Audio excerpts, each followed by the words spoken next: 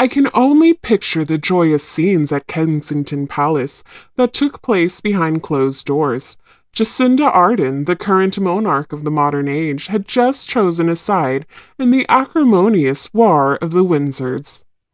In spite of all the odds and a fierce schmooze campaign from the Montecito whiners, William and Kate defeated Harry and Meghan to win this coveted endorsement.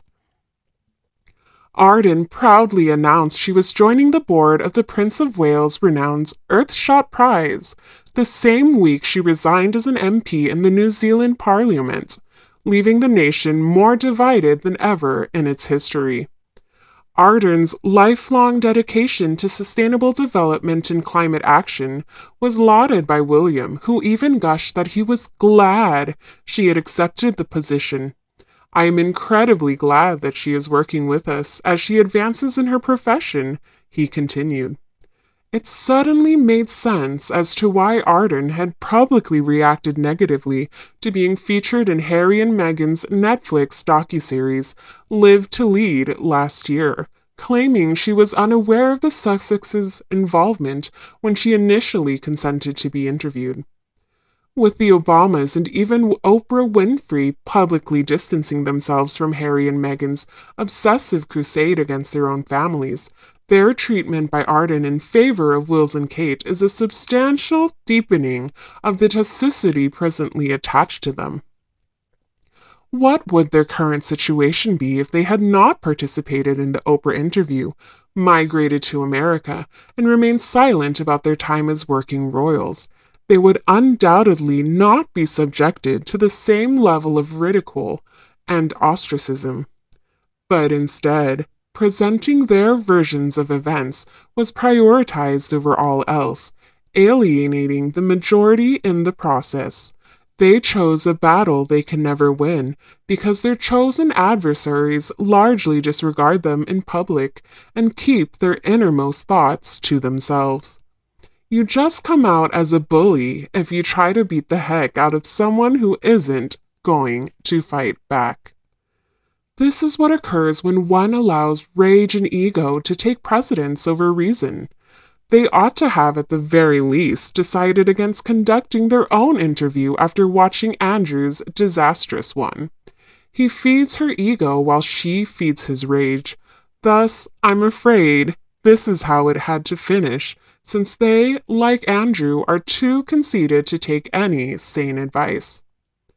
The fact that this so-called champion of women's rights does so while clinging to and possibly by virtue of her husband's rank is what I find interesting.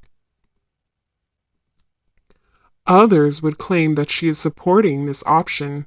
I find it intriguing, as I mentioned. And how does a cable TV actress land a puff piece with a Gloria Steinem, who was a has-been? And another award.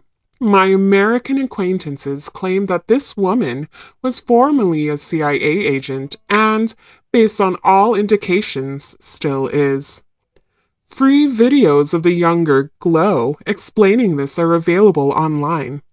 Gloria is accused of being a violent and divisive individual who hides behind her support for women's rights. Anyone come to mind? Why are they forcing this retiree of over 90 years old out of retirement? Because of her ignorance and selfishness and money, Markle is dangerous. She was an easy target to manage and handle because of these Achilles' heels, like with other Trojan horses. When you're finished with them, what else will you have to use as blackmail? In the past, when homosexuality was prohibited, it was usually sexual activity or drug use. Markle and her dummy have not demonstrated any loyalty to the British monarchy or its American version. The highest offender will get them. Wallace Simpson set up the meeting with Hitler in the belief that he would crown them as king and queen after winning the war, killing both narcissists. The American Wallace was placed to sow discord between Britain and the US. Naturally, there will always be traitors.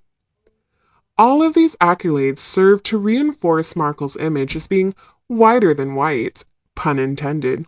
and to suggest that the general public is uninformed about its own past.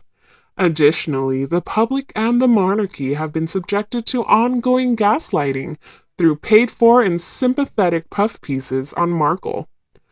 All of this rhetoric about princes, princesses, and tiaras serves as a cover for the true purpose, which is to incite anger over the question, why, oh why, doesn't the weak monarch do something?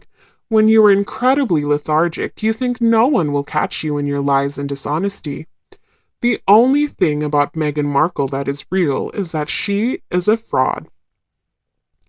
I tend to concur that it is simply too late for her and her husband. They have spent an alarmingly large sum of money trying to escape their self-inflicted collapse, but nothing has succeeded.